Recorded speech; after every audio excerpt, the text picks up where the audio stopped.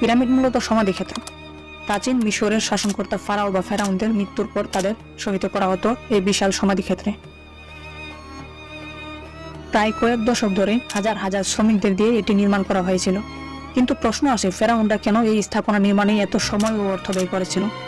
মূলত প্রাচীন মিশরের সমাজে পরকালের ধারণা ছিল, সেই বিশ্বাসকে কেন্দ্র করেই এই বিরাট আকারের সমাধিক্ষেত্র নির্মাণ করা হয়।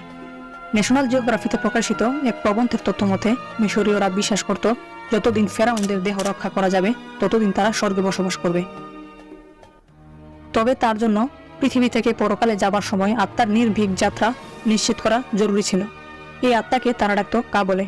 এই কা বেঁচে থাকার জন্য প্রসাদ আকারে খাবার আর বিশ্রামের জন্য বিছানা সহ কিছু ব্যবস্থার দরকার ছিল বলে তারা মনে করত।